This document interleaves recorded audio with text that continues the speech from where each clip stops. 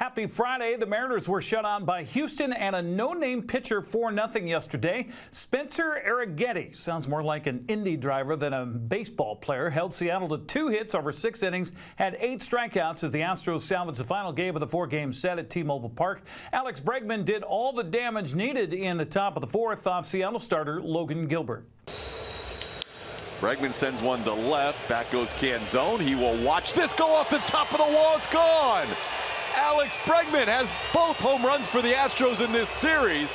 That ball carried well to left, hit the top of the wall and went out. Crazy. Alex got a hold of this tumbler, put his nose down on it and raked it into the bullpen, skipping it off the top of the wall. Victor Caratini leading things off here in the 5th inning, and he goes after the first pitch and sails one deep to right field. Back goes the right fielder Haniger. It's gone. Victor Caratini hits his 3rd home run of the year, and the Astros now in front 3-0. All the home runs for Caratini have been as a left-hand hitter. Little tapper, he's going to have to hustle. The play will go to second for 1, and they do not turn the double play. Caratini bounces into a fielder's choice for an RBI, and the Astros get that run. It's now 4-0. The middle, JP. Oh, yeah, make it work, yes!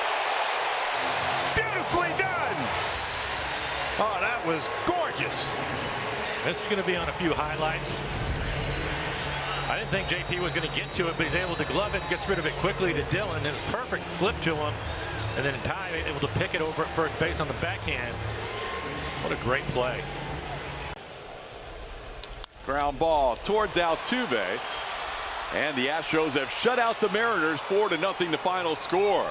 Mariners' anemic offense continues to struggle with 8 hits and 2 runs in the last 2 games. Manager Scott Servais says it's hard to sweep a 4-game set, especially when you have 0 offense. I think adjustments. I think they didn't get the split finger to Bregman, which was not a bad pitch. It just kind of stayed in the down and in the strike zone, and you know it's a hot zone for Bregman, and he put a good swing on it there, and Caratini jumped on a first pitch fastball. So as far as like them making adjustments, you know, they get paid to hit too, and you know, if you're not perfect right on, it's hard to go out and shut somebody out for 6 innings. And you know, obviously we didn't give him any run support, anything to lean on, other than, you know, he had to go out and try to battle through it best he could to give us a chance. And everybody's got to chip in. When you sweep or try to sweep a 4-game series, you're going to have to figure out how to win a game by scoring some runs, and it didn't happen today. A lot of those first pitch strikes are breaking balls. You know, the curveball, it's a guy we had not seen before. You know, the fastball's got some life to it, but that's his pitch. Is a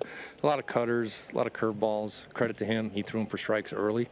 You know, we took a lot of them. You know, and obviously guys going up looking for fastball, trying to stay on fastball, but you know, we didn't make adjustments the way we needed to do midway through the game. Seattle welcomes the Angels to town for the first of 3 games tonight at 7:10. You can only watch it if you have Apple TV+. Well, Texas was idle yesterday, so Seattle's lead in the American League West slipped a little bit to 3 games over the Rangers. Oakland fell to Tampa Bay 6-5 in 12 innings. The Angels come into Seattle after falling to the Yankees at home yesterday by a final of 8-3.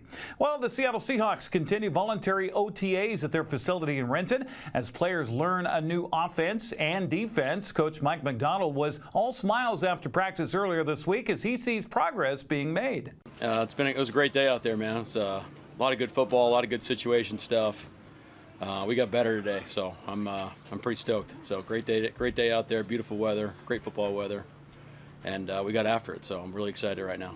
Backup quarterback Sam Howell continues to impress teammates and coaches alike. McDonald says he's progressing nicely in the new Seahawks system. I think he is representative of where we're at as a football team. You know, I think Sam has improved every time we've come out here, and it's really exciting. He's thrown the ball really well today. He made some really good decisions here and some situational work that was exciting to see with only going over it in 1 day. So football intelligence is high. Obviously, his ability is what it needs to be. So he's right there, but I think he mirrors where we're at as a team right now. So we're excited about Sam. Seattle's about 2 months away from officially starting training camp. A new West Coast League baseball season kicks off tonight across the Northwest with 8 games on tap. Besides the AppleSox hosting Port Angeles tonight, Victoria visits Kamloops, Bend hosts Walla Walla, Corvallis plays at Cowlitz, Bellingham hosts Edmonton, Nanaimo visits Kelowna, Ridgefield visits Portland, and Yakima Valley hosts Springfield. Wenatchee comes off a 37-win season a year ago, finishing behind Victoria in the West Coast League North standings. Port Angeles had a rough campaign, winning just 13 games all summer long. Now, every team across the WCL will be playing with only part of their rosters available for the opening weekend.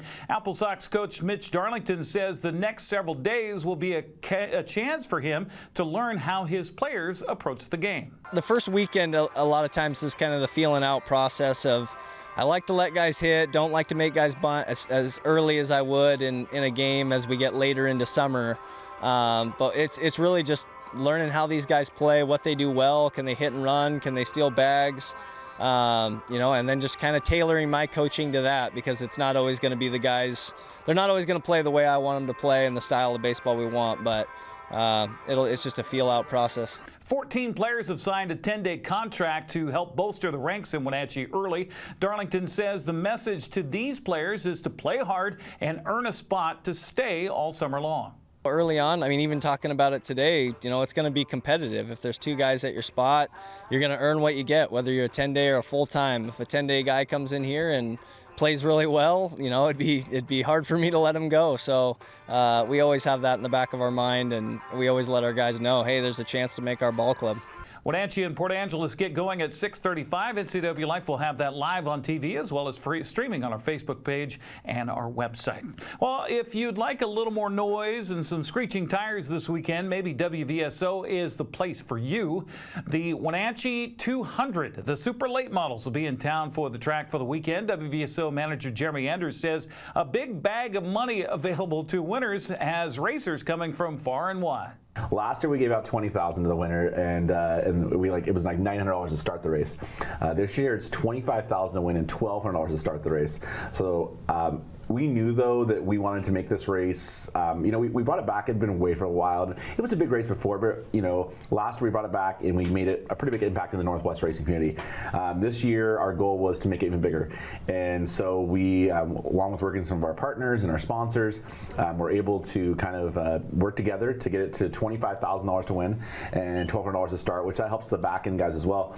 And it has done exactly what we thought it would do. It would attract more drivers from outside the area as well. Good drivers, better drivers who are willing to make the trip here to the big city, because that's a lot of money on the line. Yeah, it was a premier Northwest race. Now it's becoming a premier West Coast race. It's getting a lot of national attention. It's one of definitely the races to watch in the country this year. And we have drivers from all over the country coming this weekend. They're practicing up at the Super Oval tonight. Gates open tomorrow at 4 o'clock. Racing at 5 for the super late models, Dick's Heating and Air Conditioning, Thunder Cars, and Angel Bail Bond Legends.